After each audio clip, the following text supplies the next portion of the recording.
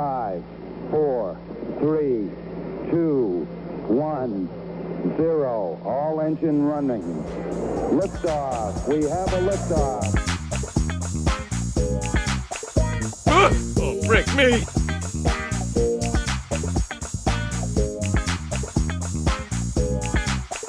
Soy Language Lab!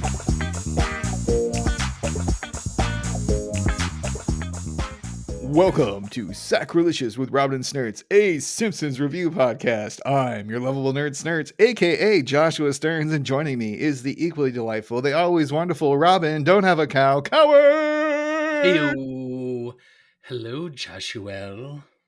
Hey, buddy, how's it going? I'm feeling strong but super cute today. As Joshua does. I've only... Jason S. was not in the picture. I would have... KH all to myself. I already forgot the name, so this bit fell apart. So, listeners, in the movie, they do a play on the Hunger Games, and the two characters at the end, I believe, are Thaden and Joshua. No, it was like Jason or something. Thason. Thason. Thason. T-H-A-Y-S-O-N. Yeah. Joshua. So I always love good variations of my birth name here. I remember there was more than a few people of Chinese descent who would go Joshua. And then there was the Frenchman I worked with who would go Joshua. Joshua. We are very late for reporting in the fourth quarter, you know. And then there was our favorite who would go, hello, Joshua. And when I was getting those weird like promo letters in high school for colleges, I guess I maybe signed a form wrong because it was Josh Leah, and instead of a U it was L-I, so Joshlia. And my mother, whenever she wanted to piss me off, would just be like, Josh Leah, you're being ridiculous.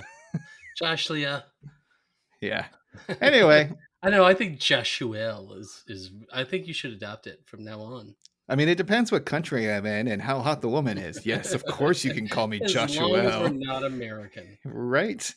It is better than Joshy, which gets a little old unless you are of a mother or grandmother like figure. But Joshy is one of those ones that kind of Joshy. Hey, it kind of fell out of favor after I hit like 40. That's a long while. Were she also changing your pants? I'm a very patient man. Hey, man, but it's been a minute. We had a little kerfuffle with our scheduling, but that's okay. Only 5 people listen to this. And for those 5 people, I am sorry. But here we are now, and it's coming out eventually. So, you know, we're still cool, right? We listen, we know it was a tremendous hardship, and we cannot tell you how much we appreciate your patience with us in this very trying time. It's a very special episode today, Josh. Well, and if this is your first very special episode, here's how it works. One of us will pick an episode of The Simpsons to discuss. We go through the plot, provide questionable impressions, and point out our favorite bits. This time I picked from Season 25, Episode 20, Brick Like Me, directed by Matthew Nastuk, written by Brian Kelly, with a first air date of May 4th. May the 4th be with you in 2014! I picked this movie because I wanted to do something in the later seasons. Mm-hmm. And I didn't really know the background of it, but I just remember being like, oh, The Simpsons did a Lego thing. That's neat. I've seen it before, maybe a handful of times, just to kind of like see what it was all about. But this is the first time I've really done a deep dive. How about you, buddy? Is this your first time watching it, or do you remember this from the past? No, so, I'm doing a rewatch now. I started, at season 17, whatever it is, and I think I'm in season 29 at this point. So I watched this when it came out, and I very much enjoyed it, and it stands out, certainly. The episodes, watching these later episodes, really a treat to see how much I enjoy still this show and what the writers are putting up. And there's clearly new writers. You get these phases as I watch season after season. You really see those phases come in. Every 18 months or so, every season and a half, things will kind of skew a different direction, and it's fascinating, but they're a lot of fun to watch. Nice. Well, then before we dive even further, I say we do our first segment of the episode, Behind the Wiki. Wiki.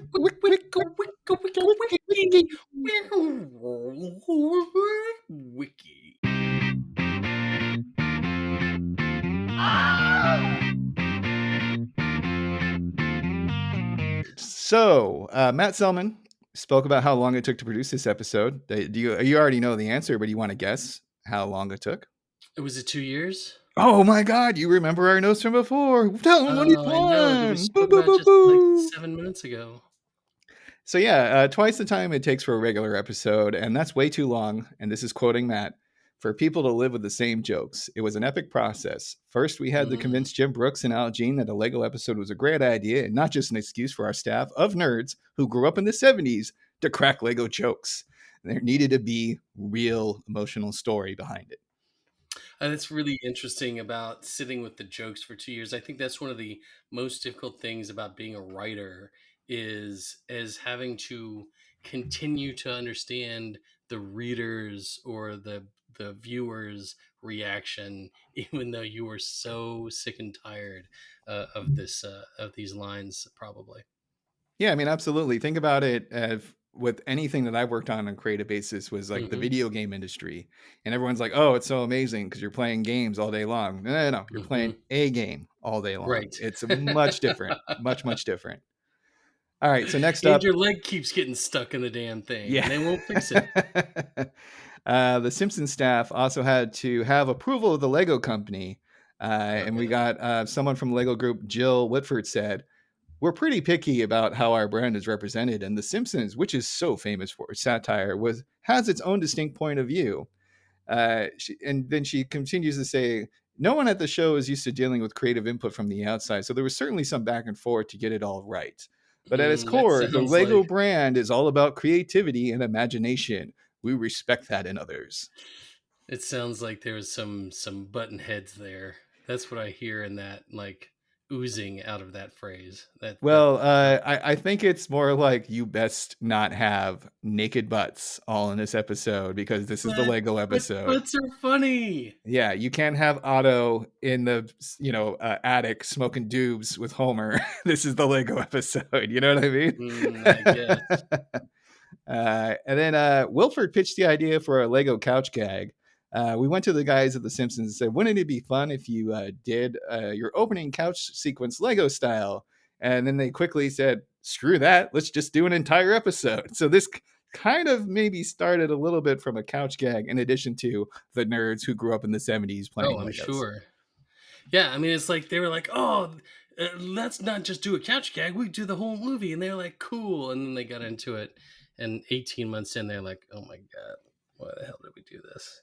So But I it's hope it's good. It works in the end.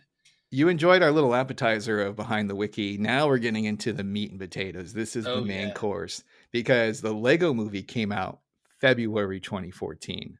This episode came out May 2014. Even if it was in development parallel and whatnot, for whatever reason, Lego never told The Simpsons that there was a movie coming out that was very similar to their episode that would be coming out 3 months later. And so Al Jean tries to explain none of us saw the movie until very late in the process, long after our story was set.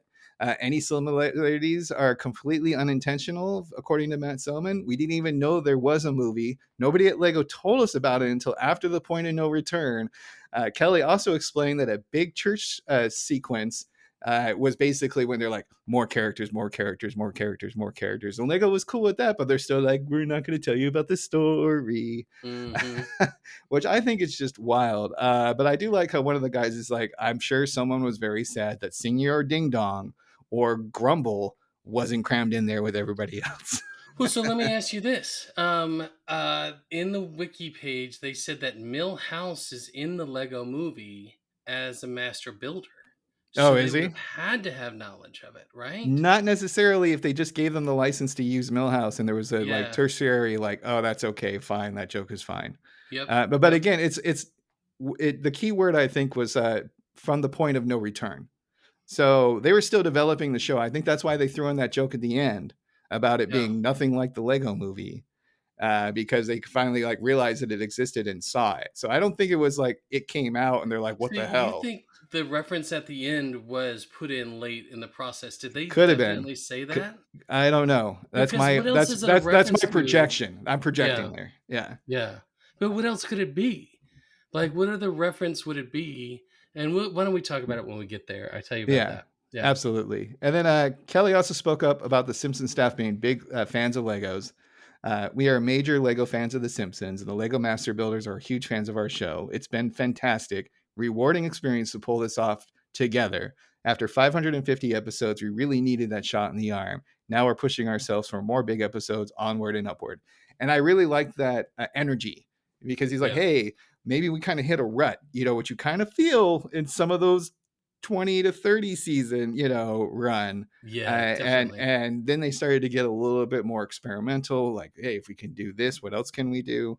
And shout out to the animators for this one, because all new assets, Yeah. everything had to be So, made from scratch, and that's part of the reason it took 2 years. yeah, okay. I mean, that was a big question because I mean, at the same time they're doing this, the Lego is developing that Lego animation Correct. that blew up then Yeah. after. So I thought they might have had their creatives working on the artwork, I mean, but it especially sounds when you like it look at was that more. opening scene with them in the bedroom, right, and Yeah, the dog, and they're running yeah, around, you got the yeah. Lego bricks falling everywhere. I wonder if, I mean, it sounds like there was a lot of espionage and keeping the Lego movie a secret. So, it's funny to see how much they were crossing over in terms of the style that they created in a Lego world. Fascinating. I think it's a case of parallel thinking and people really, really passionate about their own projects that they're working on and coming up with their own, like, the same ideas, But because it's so similar. I wonder if like Lego's like, actually, what you need to do is make this corner sharper there. oh, sure, yeah, if we could They're like, instead of that, you should do it like this picture. They like holding up a frame. They're like, what's that from? Never you mind. right, if you and I were super spies with time travel abilities, we could go back in the past. One would take the Lego movie, the other would take the Simpsons, and we would get to the Yes. bottom of this mystery. Jinkies. I do Wikipedia. Do you do like Simpsons wiki? Oh Or yeah, yeah. I do the Simpsons wiki. so that's where the difference is, folks. It's Oh behind yeah. the wiki. Double shot. Double shot. So the one thing is Brick Like Me is based on, and I found this fascinating, a book called Black Like Me. And Black Like Me was written by a guy named John Howard Griffin in the 60s, in 61. And what he did is melanate his skin, like under the care of doctors. He took pills and he sat in a tanning salon for regimen, and he went around America in the 60s as a black man and then wrote a book on it, which was extremely progressive at the time to show white America what the existence of a black man was. So, pardon my sidestep here, everybody, but that is such No, that's an fascinating. important piece of history, I thought, and something. If you're an ally to a challenged people thing to do, and so his name was John Howard Griffin. Let's not forget him and his contribution to America. And we both know in the Tropic Thunder universe, Kirk Lazarus would have definitely played him in the biopic of the century. You never go full. Never mind. We can't do the Yeah, no, lines no, anymore. no, no, I no, gotta no. say, I gotta sing Warning, Arbor. warning. Even though we put the What do explicit you rating, there's a mean, few you words we should people? still not say. What do you mean, you people? What do you mean, you people? What a great movie. All right, that's all. That's all. I have something to bring back later, but we'll do it later in the show. Very good. Yeah, I'll That's a have to real remember. good Maybe thing. we should figure out a way to, like, I'll set it up better for, like, Simpsons wiki versus regular wiki. I'm not having my own theme song though. It's already got a theme song. It's the A Team show theme. Bum, bum, bum, Dun bum, dun bum, dun. bum. All right, so we open on Homer's eyes. Correct. So And he there's no said, couch gag. There's no chalkboard gag. There's no intro. It starts immediately with Homer waking up. correct. And we get the whole, like, it's not selling out, it's co-branding. Co-branding. He's having a nightmare. He's talking in his sleep. Am I just like, homie, wake up? it's not selling out, which is kind of I it like would have it. been the It's pretty chalkboard gag. funny. It would have Yeah. been the chalkboard gag. It's not selling out. It's co-branding. Absolutely. What I also love about this episode is it's very meta and it wants to take you on a journey that's different, very Absolutely. similar to like the Surf Sims, Yeah. where we're right into this different version of Springfield for this one episode. And that Right. is the only thing that's the one thing that's different. So right. The old singular thing is the tie. We said so this plot is based loosely on a Philip K. Dick novel of a similar theme, which is about being in an alternate reality to a reality that is also an alternate reality, There's and that's what it's like this Inception. is. It's exactly. So we're thinking now about the Simpsons world as the real world. But it's not just that, and we'll get into that later in the Yep. episode. I also love Philip K. Dick. He's one of my favorite sci-fi authors, and I wish I had a better knowledge of him in general, but I'm not going to do any work to fix that. Uh, so we also get basically this is a very visual heavy episode, as we've already alluded to. So Homer is kind of messing around. And he's like, "I took your hand in marriage," and he literally takes the hand, and then the dog grabs it and runs around, and we get that beautiful 360 he's like, animation with the he's Lego like, pieces Homer's going like, everywhere. you got to give me that back because it's Santos L. Halper's jumping around. He's like, you got to give me that back. Uh, that's one of my wife's pieces. She needs it to reciprocate high fives. Yeah, I also love the Right. idea that Homer could necessarily have a like hand in his back pocket whenever he needs to high five someone. He's like, "Yeah, that's right, Lenny, high five, high five." Well, that's it. It's because now they're in Lego World. Marge is like, that's okay. I'll grab another. And she pulls one out with a wine glass in it. Yeah. And was one of the lovely things about the Lego World is those of us that grew up in Legos. And I don't know if you grew up in Legos, Oh, Josh. 100%. Oh, Oh yeah, and I all the mean, time. just immersed in them, and so it's the hand with the glass in it, which is one of the few things, the pirates had it, a lot of different things had it. And she's like, I haven't seen this since New Year's. So I screwed up. We should have brought this up at the beginning of the episode instead of talking about Josh Olette and him being strong and super cute. But I was a big Lego fan for a long time, Oh yeah. and what killed me was the Northridge earthquake because I almost had the entire like frosted planet spacefaring adventure. It was a lot of blues, oranges, and whites with like neon skis and various spaceships and snowmobiles. I also had various pirate things set up. I never had one of the big ships, but I had like pirate islands and pirate this, Oh hell yeah. and That I pirate just ship, Josh. it was That old amazing. pirate My ship cousin is had it, my and I was super single jealous. favorite Lego build that I ever did. Nice. I also so what happened with the Northridge earthquake is like all the stuff on my top shelves that I was displaying got destroyed, went into a giant bucket because for some reason, even though it was all contained in a room, I was missing pieces. And when you have a very badass ski snowmobile and it's missing the skis, it kind of loses its luster. But we had a giant bin of Legos. So when you were done displaying stuff, it just goes back into the bin. And Yeah. then my sister Tessa took that with her, and I hope she still has it. Otherwise, we're gonna have words in the street. How about you? What's your Lego history? Well, I mean, I was odd child, Josh. I had ADD and neurodivergence and all those things, and so growing up, I didn't have a ton of interests. My parents were trying to get me interested in things. They're like, "How about sports?" Like that was a big no. I was the single least coordinated human being on earth. And I was like, "How about music?" Coordination again. So when they found something that I was really into, then they loved to give me sets, and I would play with them all the time. I loved building those sets.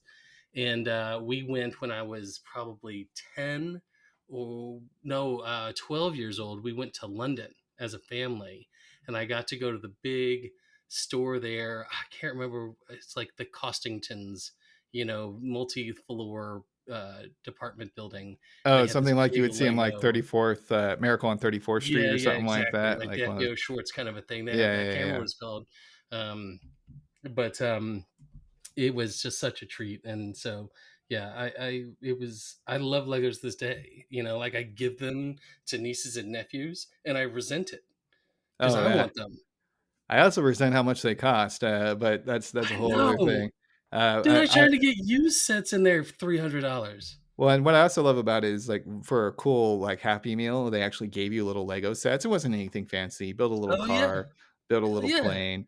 But what was great about it is it just goes back into the bin, and that's what makes this like toy so amazing. You can build it up the way it should be, or you can just go nuts like Bart does later. yeah. And to bring it back to our episode here, so basically a lot of visual gags in the bedroom, and then we go back down to the kitchen and we get Homer basically like they're eating food and it's all The bricks. whole It's all family's there. everything's bricks, so Right. so it's not like it's normal food. It's all Legoized. We're in Lego world. And then we get our first kind of like meta joke where like one of the kids asks like, "Oh, It's something," Bart. Yeah. Art is like, "Oh, something feels different," and Marge goes, "You're right. Something is different about the Simpsons today. Your father's wearing a tie." Bart's like, "Oh, that's what's different." And then we get And Lisa Lisa.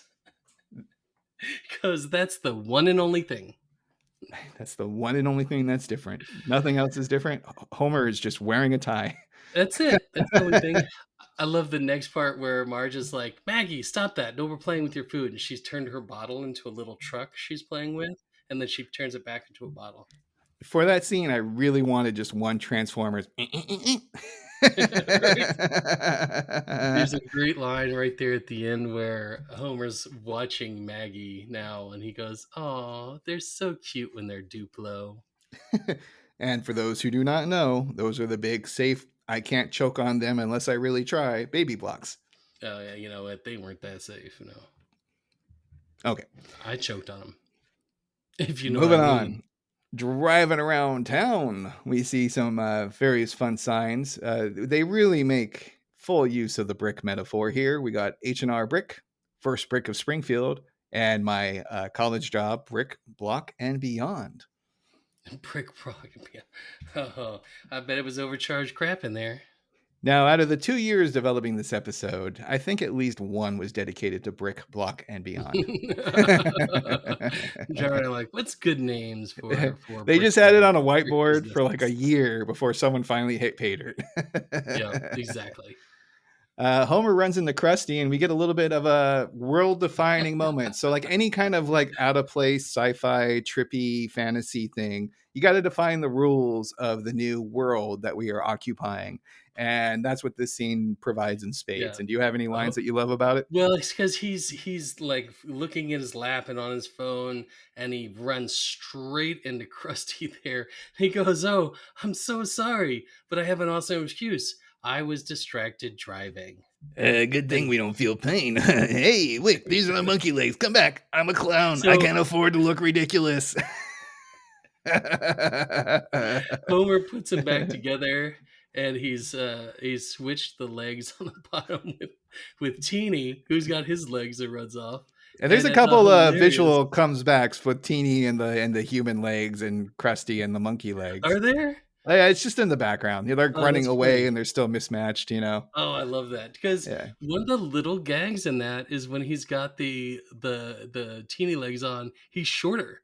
And they, Yes. in that scene, they have him a little shorter, and then they Correct. pull back, and you see the monkey legs, and it's just a little detail that I thought was really funny. Well, that's why it's funny because later in the background, Mr. Teeny is much higher than everybody else as well because he's on human legs.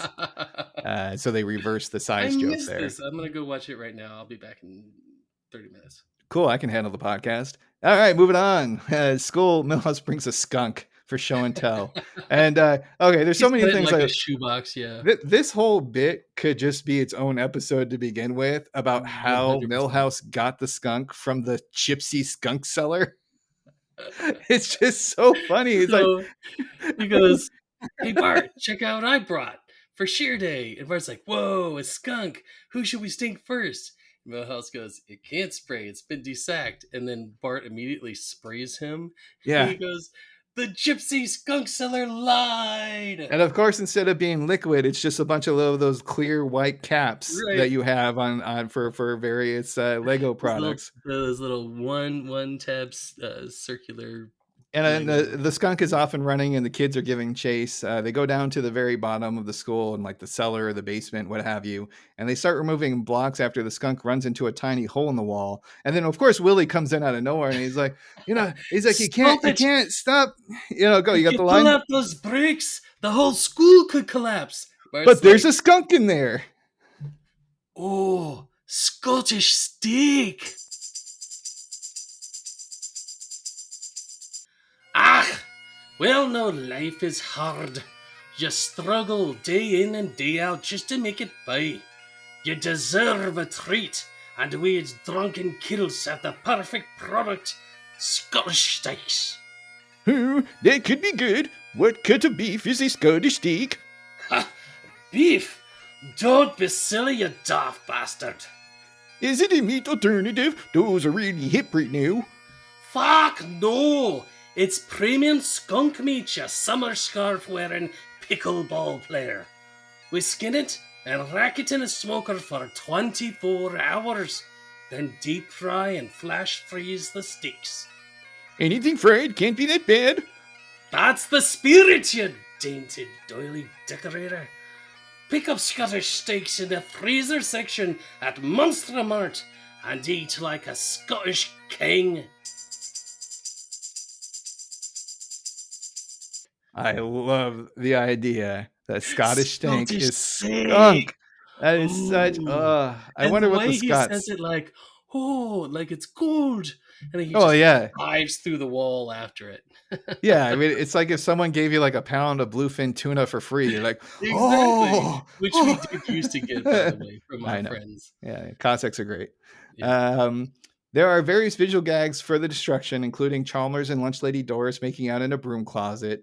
And Skinner is forcing Bart to rebuild the school using a Lego guide. But for all that destruction that was happening, was there any little bits that stood out to you? Well, so just to be clear, is when Willie jumps through the wall, the entire school collapses, and that's where we saw that.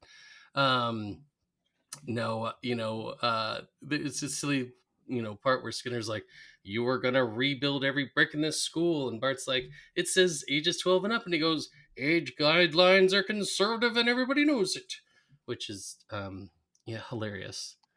You're right, because Bart's only 10, and I guarantee you if it was like Bloodstorm, Lego set, he'd be like, "No, I can build it, Mom, I swear." No, absolutely. So Homer is going to buy Lisa a gift and goes to the comic shop. That's why he was on the phone, because he was like calling the comic shop to see if they had the Perky Patty's Princess Shop, please. Perky Patty's Princess Shop. And I love how comic book guy is like, always good to meet a fellow MFOP. Oh, God. And then Homer goes, huh? Well, let's start that joke again real quick. All right. Perky Patty's Princess Shop is a Lego set. Correct. That's the important part there. He's buying a Lego set, and it's for Lisa for her birthday, or just I guess just for her. Did I say birthday? Maybe that was mistaken there. So no, I think it is her birthday. So anyway, he's getting her this gift, and he's very excited about it. It's Perky Patty's Princess Shop. It's very pink, and that's when Comic Guy comes in. He says, always good to meet a fellow MFOP, which is Josh, an adult male fan of princesses. And Homer's like, it's for my daughter. Yes, it's always for the daughter. Also, I do not know where my comic book impression is today. It is so gone. Good. You were doing so good earlier. Yeah. Thank you. All right, so here we go. Now, this is the whole Russian doll segment of the thing. It's a world within a world within a world. He touches the box of Pretty Patty Pickle Princess Pepper, and he is transported. I'm trying to serve it up for you here, Joshua. Well, I was just waiting for you to finish the Pretty Princess Pickle Picker, Pack the Pickle Princess. How many pickle princesses did Piper pick? Pretty Francie's Vista Shop. Everybody clap your hands. So we get basically Homer in the reality of the real world, and I'm using air quotes here. Air quotes, air quotes, air quotes, air quotes, air quotes. He has the mind of a radio host. Homer is just like, here you go, kid, fuck off. And Lisa goes, wait, Dad, don't you want to build it with me? Oh, there's no dad on the box. I don't want to get in trouble. And Lisa gives him the sad eyes. I do love that line. Yeah, Because yeah. he's sincere. Like, I don't know if I should. And Lisa gives him the sad eyes. And he's like, of course I do. And so they build it out. And I What is just his think of conclusion? What is he actually enjoy it, or is he just faking it?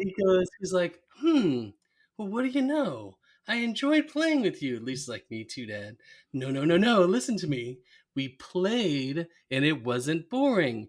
Lisa says, we've played lots of times. And he goes, of course we have, because you're a girl, my girl, and I love you. But I'm letting you in on a secret. When parents play with their kids, they don't like it. And then he He's continues, just look at the things you kids like. Tea parties with pretend food, hide and seek with flagrant peeking, and the most inhumane torture ever devised by man.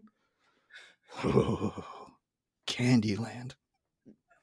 I love how Lisa goes, there are millions of parents in the world. Surely some of them like playing with. And Homer cuts her off and goes, nope, not Nope. even one. Not even one. All right. So there's a lot of weird shading in this whole scene with Lisa and Homer. And this is just something that I've noticed for some of these seasons. Like there's like stains on the wall. There seems to be stains on the ceiling, stains on the pictures.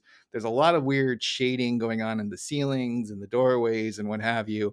I'm obviously no expert animator, but it almost feels like a little bit too much detail versus like the more simpler I got you. version of the Simpsons home. And I also think of like Marge as a proud housewife who like doesn't mind cleaning. She was cleaning the fucking driveway in our last episode, for crying out loud. Yeah. And it just seemed like a little weird that like the paintings and everything had like these like weird like little water stains or blobs just around them. And this is what happens when you're pausing a episode of The Simpsons to update your outline that you're working on for a podcast, and you just kind of look back at it and you're like, that looks just so off-putting. Like, I didn't see this at all. This did not stand out to me. Well, because most people aren't I've been paying attention watching to it. these types of episode, these later, like again and again, and when they change into new phases, there's definitely, you can feel that change. There's a lot of little things that go into it. Well, I don't mind an update. I've seen the updates with the, because this by now is all CGI, right? Like, or not like computer animated, whatever the right term is for it. They now make it with ChatGPT. There you go. So they have more skills at their disposal, and they can get a lot more detailed with things and a much more affordable pace, right? So what you're mad about is they're denigrating Marge. It just doesn't seem to fit. You know what I mean? Like, it's not an episode about the house being dirty. It's an episode about like Homer and Lisa for the most part, and like Homer dealing with his feelings of his daughter growing up. Everywhere, and it just felt very off-putting that they're in like this kind of decrepit playroom looking dingy thing. House. Yeah, with Marge right there. So maybe there was like a little bit too much detail on the stank. Listen, Marge doesn't get to do a lot outside of the house. Lord knows, they don't have a huge social life because Homer's Homer, but she kills it in the house. She kills it in the house. Yeah. So anyway, right. I'm dwelling on this way too long, but it's just something I noticed. Homer tells her that he actually enjoys playing with her, and that snaps us back into Legoland. Yeah, and he's like, my body was squishy and my hands looked like snakes that made of meat. It was horrible. Oh, Homer, you probably just had a mini stroke. That's got to be one of my favorite lines in this. Oh, homie, it was probably just a mini stroke. You're just saying that to be nice, that kind of thing. Strokes are terrifying. And then to make Homer feel better, they get it on. Oh, yeah. Apparently getting it on in Legoland means all your bits and pieces get scattered throughout the room, and heaven help any adult who's walking into that room because their feet are fucked. Yeah, you got your torso over here. It's so wild. Your legs over there. You got your arm over here. And the way they do it is they have a little close-up shot of the two heads on the bed, and he's like, I've never felt more close to you than ever. And then they pan out, and then we just see the devastation. I do love that they include this marital love in the Simpsons all the time. Yeah. They are hot for each other. And at the end of this, they're like, oh, that was great. It's like they probably have the most healthy sexual relationship in a sitcom or animated show with people who are within a I couple agree. years of each other. I agree. Like it's Like you see this in another show that kind of, like then there's always like mistresses and whores and things like that going yeah. on, like Then we um also get set up for a clip that I'm about to show where Homer has another crash with reality. so he's starting to uh catch glimpses of himself as in the real world, which is the Simpsons world. Did you replace our regular mirror with a magical mirror from a mystical salesman at a weird store that if we went back to find it, it wouldn't be there anymore? No. Perfect. And those things continue as he's walking into the Bricky Mart. And this one was so good. And I don't want us to get in trouble doing a poo accents that I have another clip. So it's back-to-back clips for this one. Okay, Homer, get a grip. I'm sure lots of people, every time they look in the mirror, see a hideous flesh monster. Just a one-time thing. Oh, brick me!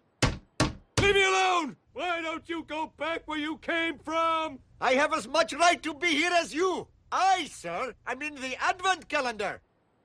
December 18th, final week. Huh? And so like that is just so amazing. I also love how Hopu is in the Advent calendar and he takes pride being in the Oh last God, week. yes. Like that's I just never had the amazing. advent calendar myself, but I've given it out so many times. And again, I hate giving these kids these Legos because I love them. I have one on my desk here right now. Well, and shout out to a past coworker. Guess what Lego figure I have of The Simpsons?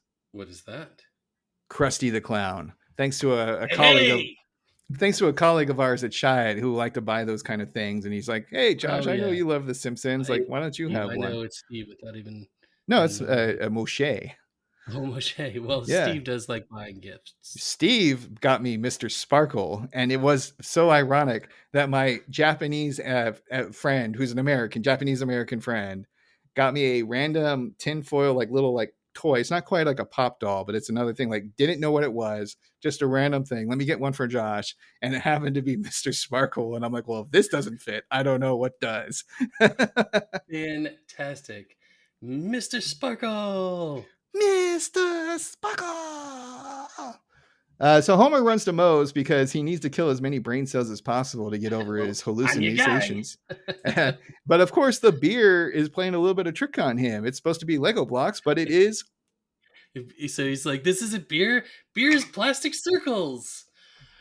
But it is just liquid beer that splashes all over him. And he's like,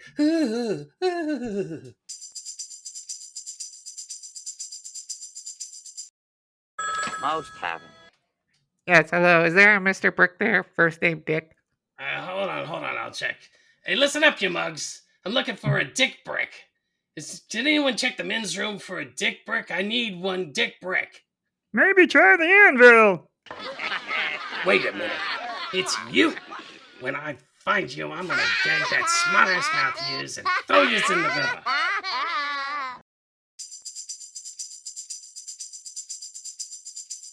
And then we go back to our B plot, which is Bart rebuilding the school. And he gets a little like, he's like, oh my God, why do I have to follow the instructions? Why can't I just build whatever I want? And of course, Willie acquiesces and goes takes a nap. And we get like a cute little thing. He pulls off his legs Correct. to take a nap, sets them down, and then lays his torso and lays his head on his own butt. And we get the classic bubble ZZZ in Lego. It's very nice. Lego Z's. It's very well done. And then here's Bart a clip has his opportunity of how Bart improved the school. What have you done to my school? I put in a rock climbing wall. All the classrooms are skate parks. We got zipline stairwells, Terminator gym teachers. Your office is now a haunted forest, extra ghosts, and if you can believe it, 2 tetherball poles. How will children learn if they don't feel like they're in kid jail? Relax, I used all the same bricks. Plus Ralph. You soy language lab! Ugh. And what did you like about his upgrades? I mean, listen, it's, so this is also somewhat meta. I mean, it's just Bart turning it into rock climbing wall, skate parks. Oh, yeah, all those lines. things. Yeah, zip lines would be amazing. But it's a play on the fact that children, when given these places to grow and learn outside. But Skinner's like, how will children learn if they don't feel like they're in kid jail? To bring it back to our childhood, what did you think about PE? Well, I mean, you Quick can answer. tell from Like it, love it, deep, hate deep it. breath in. I was fine. I was fine. Younger. Mhm. I Do you tend to think your just think my own experience way, but would have been improved with Terminator gym teachers? Mine, I love probably how not. I was already getting Stearns. If you do not run at least a quarter of that mile, I'm giving you an F. you get the Predator in there too, you know. Oh, dude, with the invisibility, it's just kind of like, You better climb up that rope now. Now yeah. we never had anything like that rope climb thing. Like, No, yeah, that's that was that. I not think part of the that's the elders who have to deal with that. You're a Gen Xer. I'm a millennial. We didn't have to deal with the rope climbing. with that last line with Ralph going, "Yo soy language lab." Oh, is fantastic! Yeah. classic. That's the classic Ralph. It's hilarious. All right. Well, So it's time for a church joke. So they're off to church because it's Sunday. Certainly, And I love my signs. So I have the Bible, the best-selling block in the world. I like Homer's like, but I don't want to go to church. I'm too busy going crazy. I also love how a church would brag that their book that should be given out to free if they really believe in their holy of gods is needing to be sold. But that's a whole other discussion.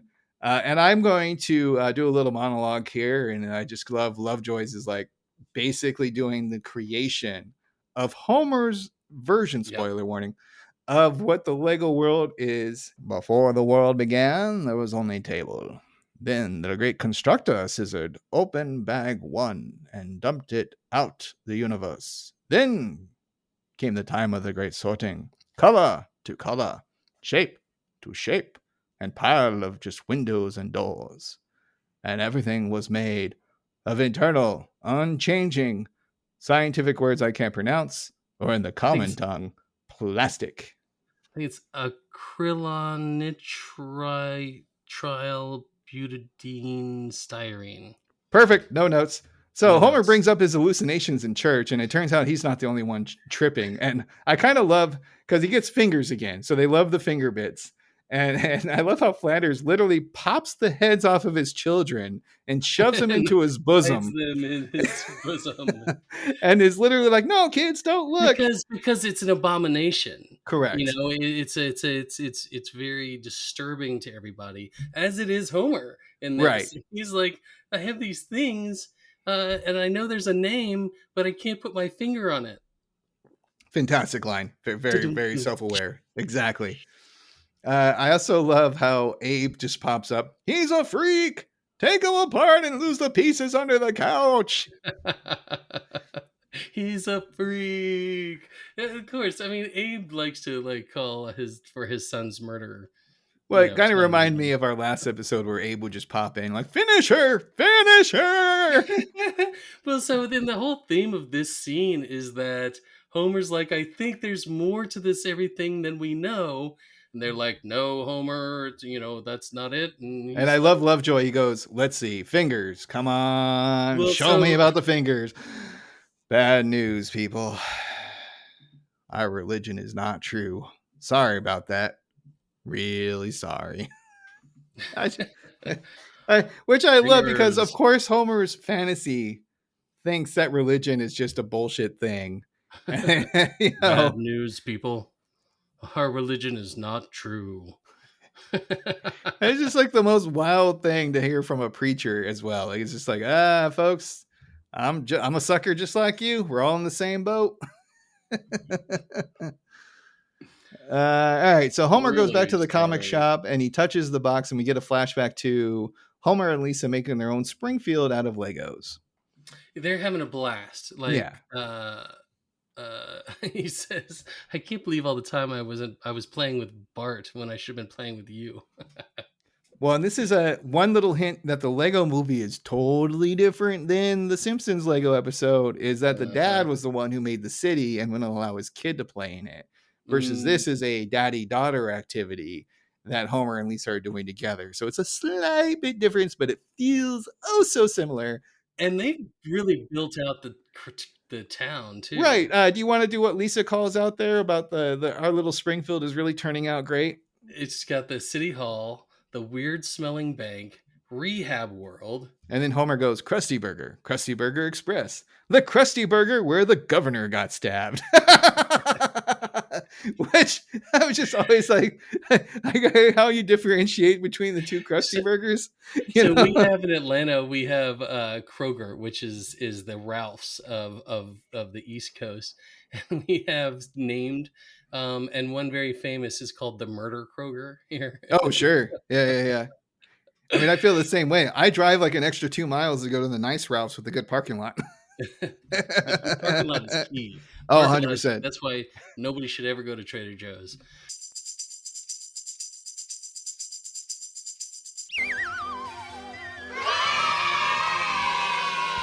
Hey kids, before we go for the day, I wanted to tell everybody about the grand reopening of the Krusty Burger off Mulberry Street. Isn't that the location where the governor was stabbed? Shut up, Mel. For this magical event, we're offering free, partially gelatinate, non-dairy, gum-based beverages with every purchase of our signature burger, the Clogger.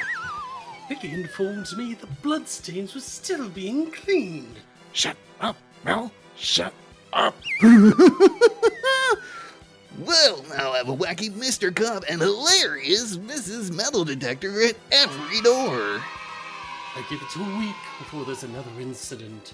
I said get out of here. So come on down this Saturday to Krusty Burger off of Mulberry Street.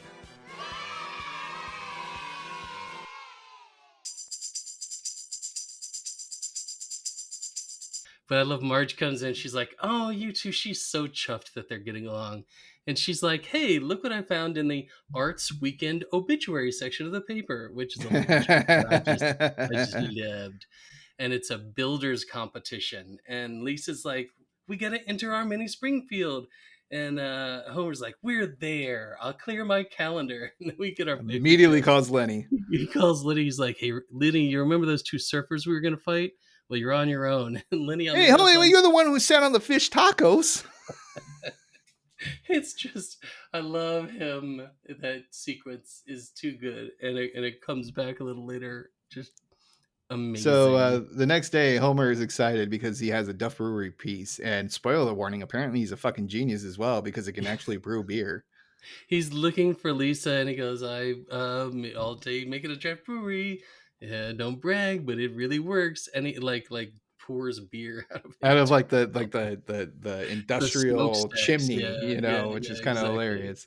But Lisa has moved on. Lisa has moved on to older friends who are talking about their favorite book series, survival games. I love it.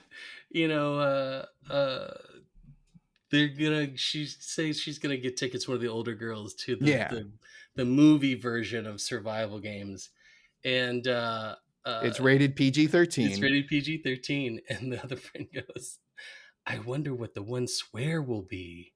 Yeah, and I love how Lisa whispers to one of her. She's like, I've never heard that one before. Lisa goes, "My grandpa said it at Thanksgiving." And we know that's Abe. We know that's Abe being like, that fucking kraut,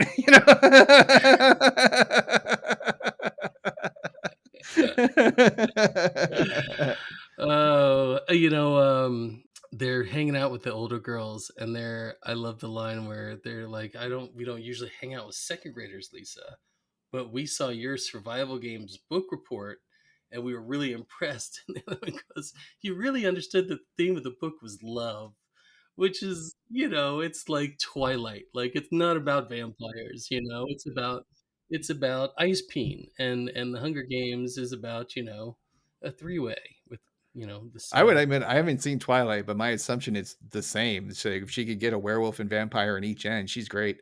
Exactly. Yeah, 100%.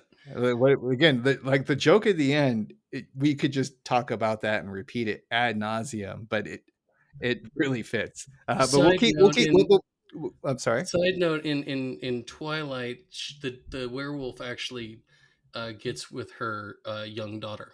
I mean, and they tell me Game of Thrones is weird with all its incest. Yeah. Whatever, soap operas, Twilight, apparently Hunger Games, and they're like, oh, Game of Thrones has the incest. I'm like, I mean, have you Lord, seen you what you don't guys have know. done? Like, what else do we have besides incest? So Lisa's new friends are Incest. here, and Homer overhears that they've got a movie on Friday. Friday? But that's when Brickstock is. And Lisa's like, sorry, Dad. Sorry, it's actually the opening night of the new Survival Games movie, and they invited me. He's like, no, this is our thing. She's like, I know, I'm sorry, but cool little girls never want to hang out with Lisa. She's like, cool little girls never want to hang out with me. One of them wears deodorant. I don't know which one. I Oh, I also love love the it. next line from Marge. Lisa's growing up. It's really complicated time in a girl's life from age 8 to actually all the rest of the way. Well, that's what they say. Look, girls are real easy as young children. Like they're super easy. Well, boys are breaking everything in the house. And then in the teenage years, the boys you can kind of forget about them. The girls go, oh, insane. Insane, Josh. It's the hormones. As someone who has both a mother and 2 sisters left alive, I have no further comment.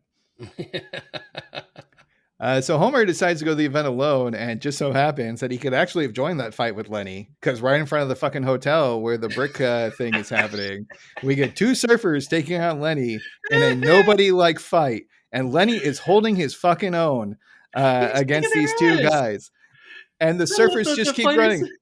Sir, like, fish tacos, bro! Fish tacos! But they keep getting smacked because they're like, ow, fish tacos, ow, tacos, bro. Yeah. Lenny's kicking their ass, dude. Lenny is now we know. Well, he's a Buddhist, so maybe he brother. was focusing chi or whatever. I don't know. That's just racist as fuck from me. Sorry, I shouldn't have said that. But what I love about it is I totally skipped in my notes that Homer called Lenny about like fighting the surfers, but then the callback happened. I was like, no, back up. This is totally awesome now. So it's one of those situations where the callback made the original joke more funny. Because I give just a throwaway line. Oh, hey, Lenny, I'm not going to be able to help you fight those surfers. Well, you're the one who sent the fish tacos, versus coming up to actually seeing a physical fight with Lenny holding his own, and if only Homer is there, like I think they would have kicked the shit out of the surfers, to be honest. So Homer is right there. So you're watching Homer go in right next to it, he completely ignores Lenny. He's walking into the building. Well, and Lenny is focused on other things. He's focused on the fish taco bros. Yes, but Homer is also focused when he could have stepped in and helped Lenny, but Lenny didn't need it. Lenny had it all handled. And when he walks into the competition, we got the Noah's Ark by Flanders. This is all Legos, by the way. Milhouse and his dad made a life-size Bart, and there's like a Sherry and Terry as well. Was there any other visual gags that stood out to you when they did that quick panel over the convention at the beginning? No, you nailed it. I mean, you nailed them, the ones that they showed. And then we have comic book guy, and he's like, Kendall Whitmill is a modern feminist hero, strong, independent, and resourceful.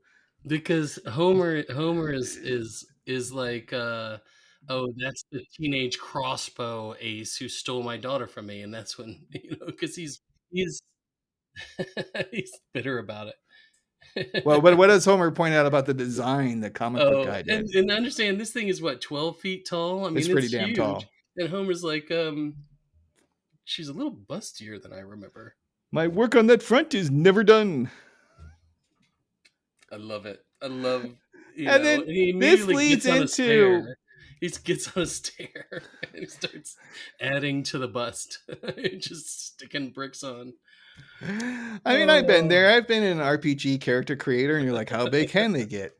So apparently, the whole fantasy world is because of a top-heavy Jennifer Lawrence fake version of a character.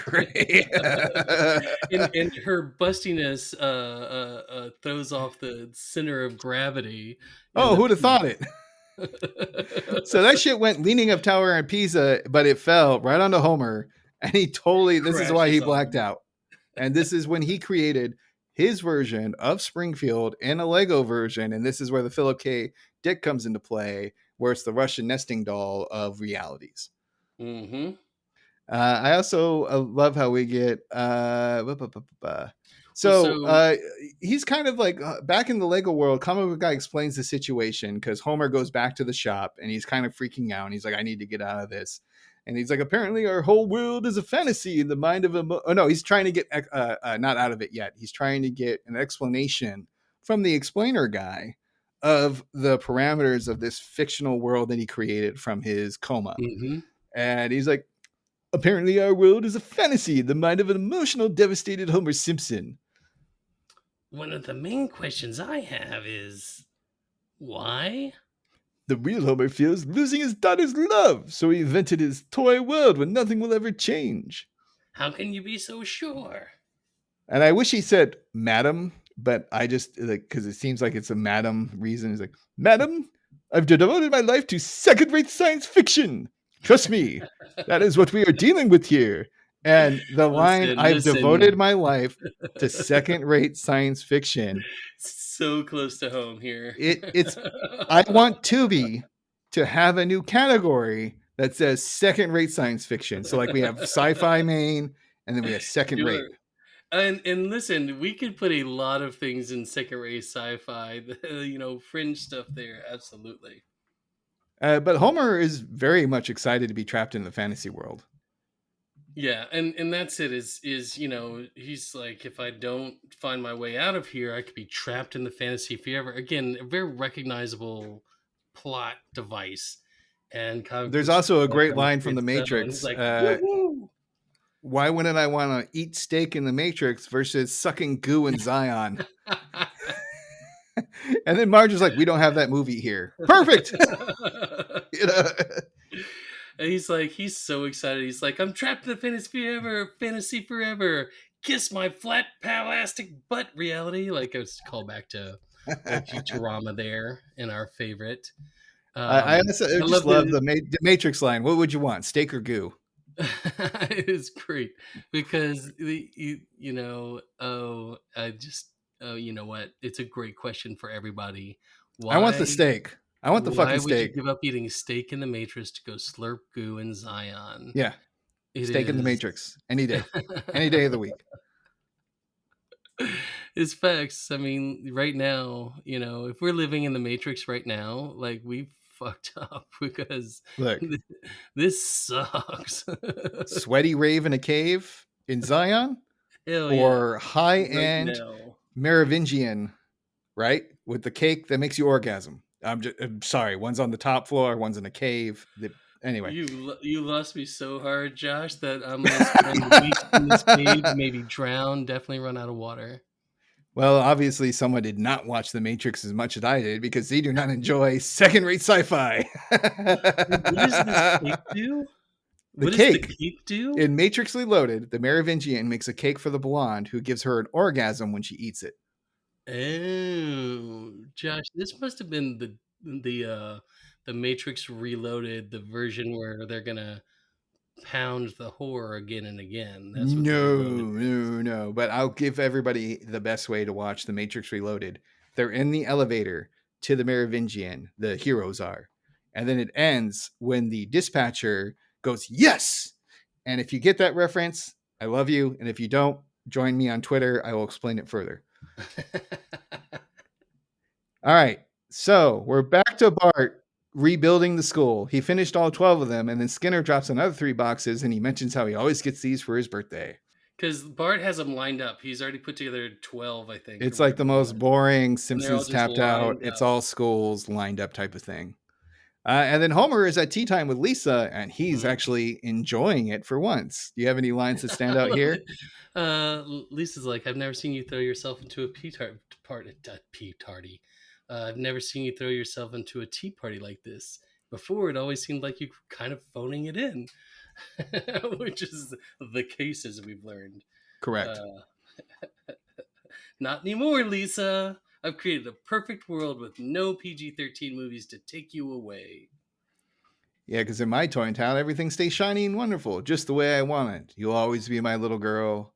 Maggie will always be my giant baby. Bart will never move out of the house. I'll He's work starting. for He's starting to Mr. regret at this Burns point. He's starting to question it. forever.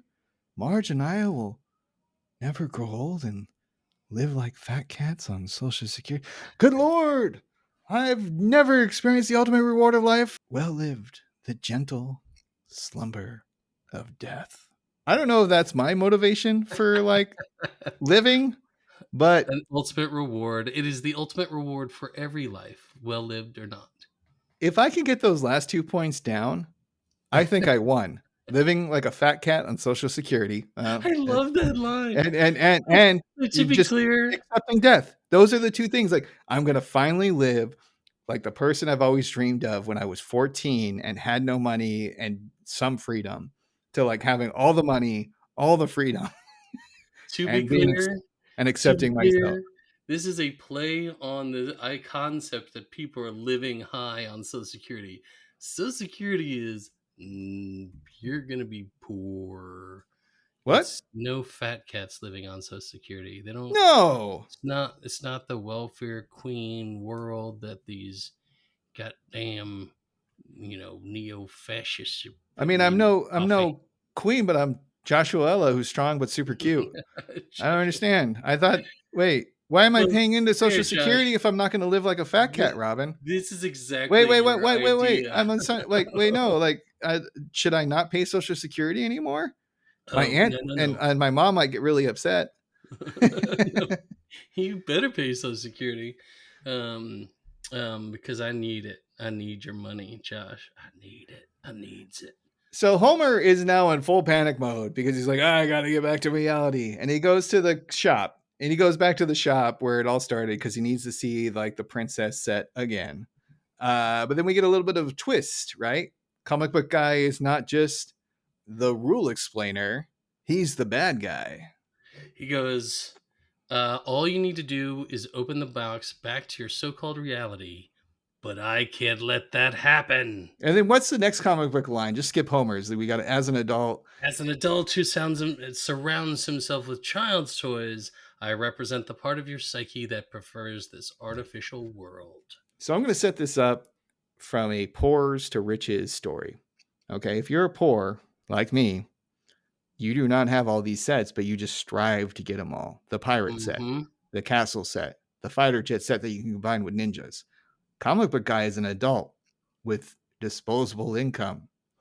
That's why he can build all this, and we just see it all flying in there. You see the jet with the ninjas. You see the castle being built up. Wholesale prices. Pirates going, arr, arr, arr.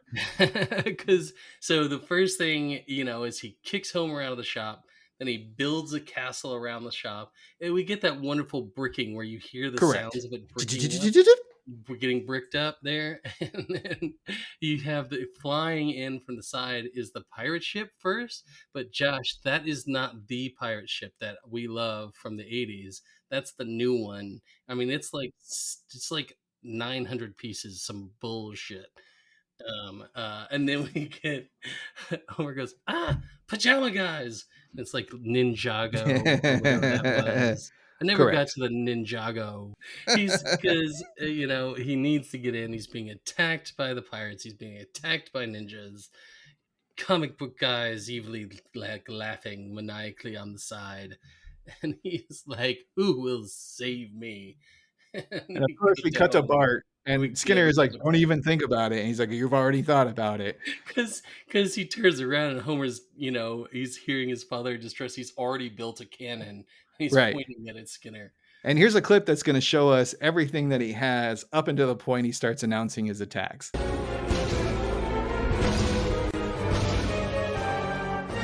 You're going back where you came from, Denmark. What is that thing? I have no idea, but it's gonna kick his butt. That robot is made out of Batmobile, Hobbit Hole, and SpongeBob playsets. That's miscegenation. So it's Bart to the rescue, and Skinner is boring playsets are done. So we get like basically a Voltron like figure, and this is something you couldn't see from the audio clip that we had. But you did It's- hear how Comic Book Guy was freaking out. He's like, "You combining all these different sets? That's what is the word he uses? Like it doesn't. Because it's like miscegenation. It's Yeah, I didn't even know what that means. Do you know what that It means? means mixing races. Yeah. Oh, fuck! That's Wow. why it's miscegenation now. He's become kind of like the old colonel in some racist southern film. That's miscegenation. Is that there's a kernel of that in Homer's psyche somewhere, but we're not going to dive even further into that. I love the So attacks because he calls out the attacks like Power Rangers do or yeah, Voltron hell does, yeah. He's and like he's kick like Lion power. Blast, Lightsaber Barf, Fire Principal, and then the head of the principal gets shot out of a Shot out of cannon. the cannon to break it all down. He'll have House Skinner's like, this is strangely exhilarating. And Bart so, destroys all the boom! bad guys, but his Ow! creation is faulty.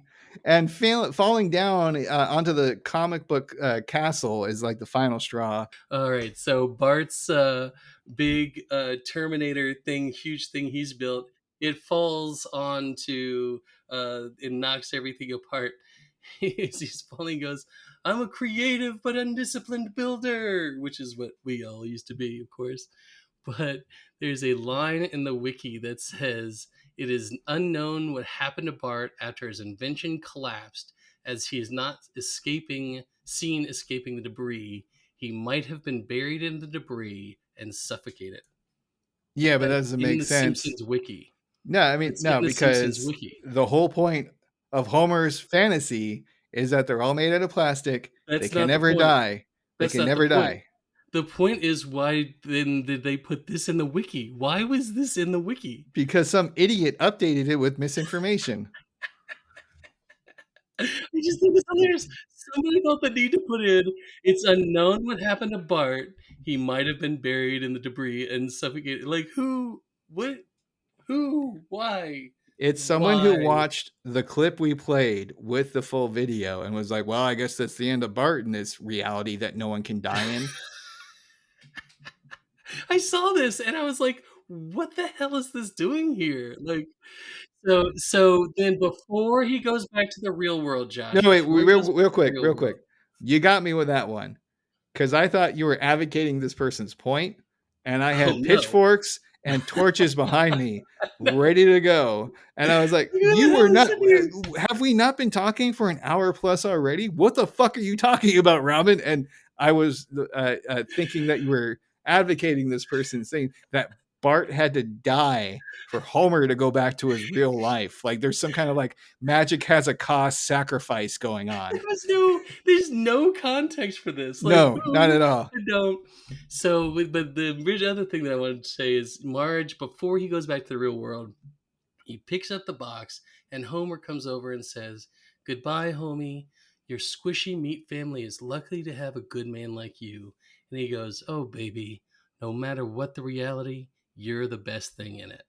And it is such a wonderful, sweet line to Marge there. And I'm going to ruin that because they decide to kiss when they're both in their different forms. And then Marge breaks away. Lego Marge. That was a little weird, right? It was like a little bit. Oh, she was making out with the fleshy, Josh.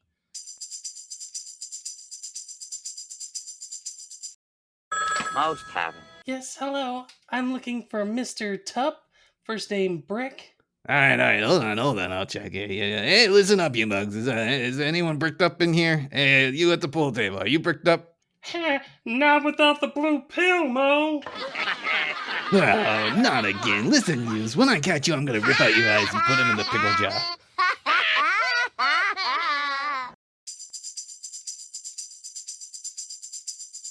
When he comes back, Lisa is pulling him out of the rubble. What's important is because she wasn't supposed to be there. And she says, yeah. And so then he's talking about the crazy dream. She said, I heard about your overly busty assassination attempt.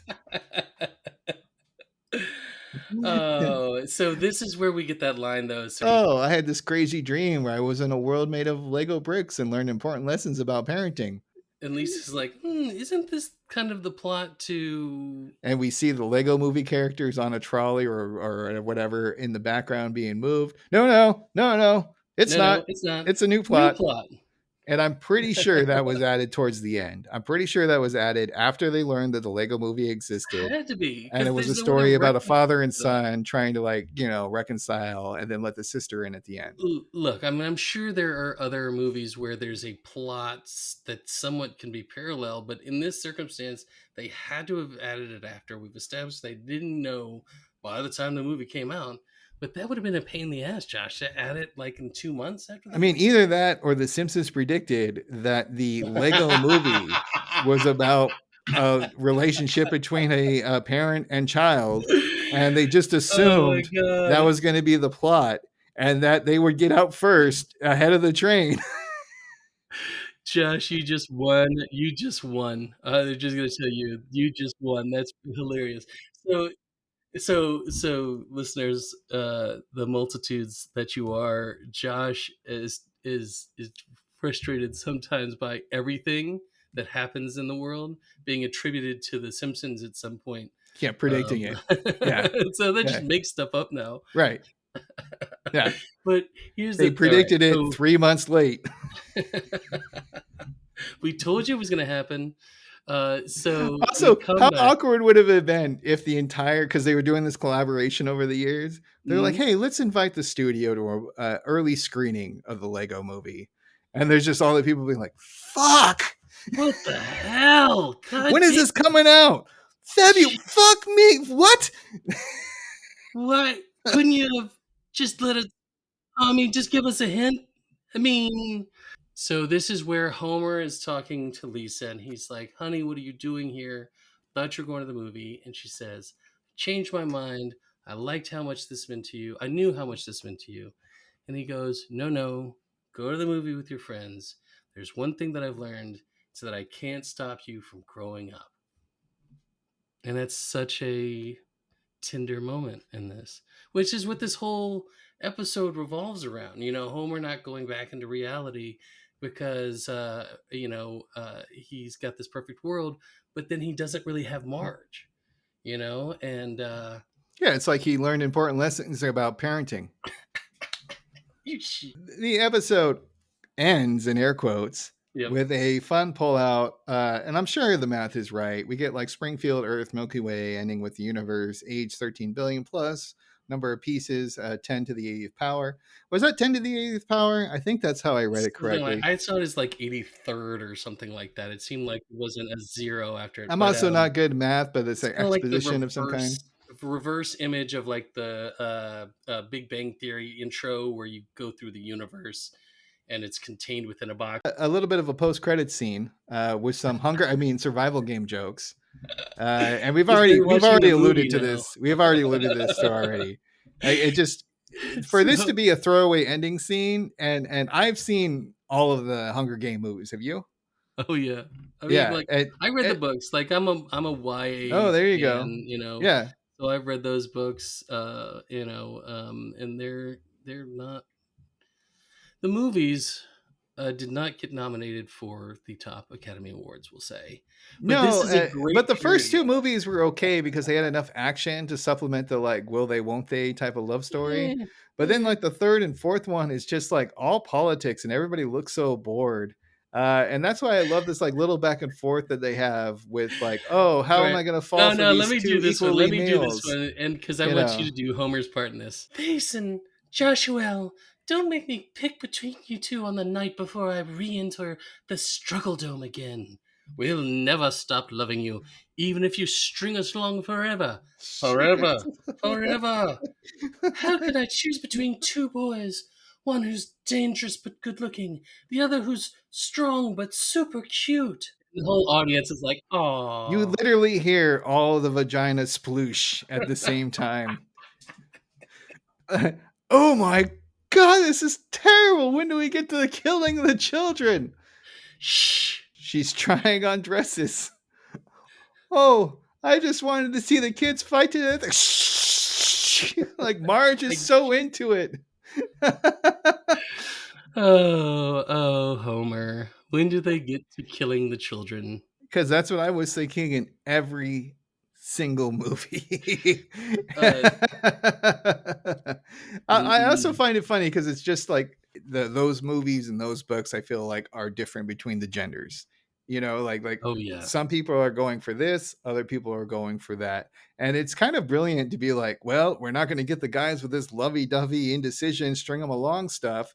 What can we do? Oh, we can murder children in a Thunderdome. Fuck it, let's go Like, for it. oh, Yeah, done. sign me up. Um, so Homer going, oh my God, this is terrible. When do they get to kill the children? Oh, I just want to see kids fight to the death. Have you know the movie Battle Royale, the Japanese film? No, I don't know that one. So Hunger Games is almost certainly, kind of influenced by this movie, which is a much, much more gory version of kind of the Hunger Games. Okay. If you like the action from the Hunger Games, then you will love Battle Royale. I will also give everybody who worked on that costume design like A+. The costumes, and I'm talking about from the poor districts to the affluent city centers. The costume design in Hunger Games is fabulous. Robin, do you hear that sound?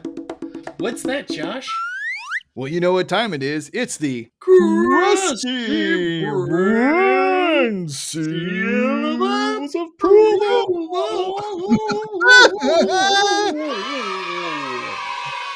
All right, my episode. I get to go first. Brick Like Me. It's a great story, but the laughs are on the lighter side. The Lego bit gets old about halfway through. I think this would have been better as a short within a 3 mini story episode arc, better than just a full blown episode. Also, the timing with the Lego movie is wild, and unfortunately, it kind of tainted my opinion of the movie because I saw the Lego movie first before I saw this, and it just kind of felt like it was hitting the same beats, the same drum, with just a little bit of an off rhythm on the side. And I find it wild that the Lego movie didn't give them more of a heads up about what was going to be in that movie prior to this coming out. Have you watched it recently to this movie? To this episode, This the Lego episode? movie. Have you Yeah, I watched know. I the Lego watched the movie Lego recently? movie this month. Okay. Yeah, everything is awesome. Everything is That's fun. great when you work as a team. Everything is awesome. And I also love Lego Batman. And to be honest, both of those were more fun. And maybe it's unfair for me to compare this episode to those movies, but I can't get it out of my mind. And to me, there really wasn't too much there to make this special outside of another Homer, daddy daughter episode. And I've watched this many times, and maybe the jokes did get stale after 2 years of development because I'm giving it a 2 out of 5. It just didn't really hit the notes with me that I thought it would. I had a great time talking with you about it. But this isn't an episode that I'm going to be going back to anytime soon. What are your thoughts, Robin? Well, I thought it was a really good episode. The jokes that hit for me really hit. Scottish steak is a laugh out loud moment. You know, Bart with his Legos. All sorts of jokes here that I thought, well, I wouldn't say all sorts, but the ones that really hit well. But in addition to that, there's the Lego theme in general. I haven't seen the Lego movie in a long time, so kind of going back to that world after. I don't even think I saw any of the Lego movies after the first Lego movie. So that's been a long time now, and so going back into that like Lego world was entertaining for me because I love Legos. Seeing some of the sets was great, and I really enjoyed the daddy daughter theme of this, along with Marge Homer, existential work they did there with that I thought was so sweet on both accounts. But you're right. I mean, it's just not the greatest, conceived episode. The conception might be great, but yeah, it felt like it was. If I may interject, I don't Yep. think it's as funny as it is smart. I don't disagree with you. I mean, I thought that it was one of those again where certain jokes really land, and there's some comic book guys in this one, which is always fun. You know, some little comic book guy time. But yeah, I thought that it was it just didn't follow through all the way. But I give it a 3 out of 5. I was struggling because I do have those, like you said, when the jokes hit, they hit. I was watching it while doing my salad prep for the week because my fat ass needs to lose some weight. And, there was very many times I was like, that's just a funny joke. I'm not even looking at the screen, but I hear it and it makes me laugh just based off of the audio. I think that happens a lot when we're working on this. And that's a wrap for Sacrilicious with Robin and Snerts. We hope you enjoyed this episode. Please do all the cliche things, the liking, the following, the commenting, or just tell a friend. We are currently on Spotify, YouTube, and Apple Podcasts. My shoutouts, Lego, truly one of the greatest toys in existence. Oh, you lost your Lego? Does that make it a Lego loss? Oh no. This whole episode's a loss, Josh. Farmers markets. Maybe it's my age, but I love walking around looking at stuff and maybe buying some food.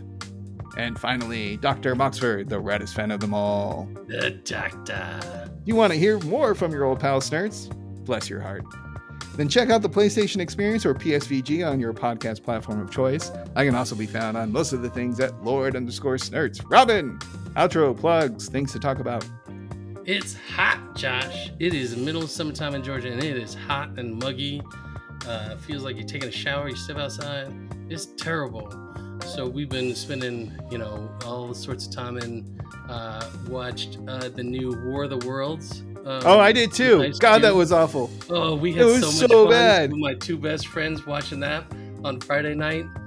Last night, went and saw Teenage Mutant Ninja Turtles, the original 1990s. I saw Galaxy Quest in the theaters. Having a good old southeastern summertime inside in the air conditioning, and it's been really a blast. Go support your local theaters, especially those re-releases and special things they do. It's really fun. Well, our goal is to get the next episode out on September 7th. Robin picked the Mook, the Chef, the Wife, and her Homer from season 18. Robin, hit me with that sweet, sweet quote. Oh, let's see. Fingers. Come on, show me something about fingers. Bad news, people. Our religion is not true. Sorry about that. So until next time, folks, smell you later, true believers. Bye now.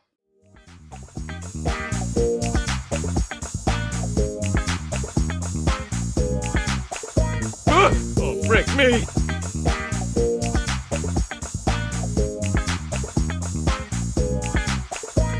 Language Lab!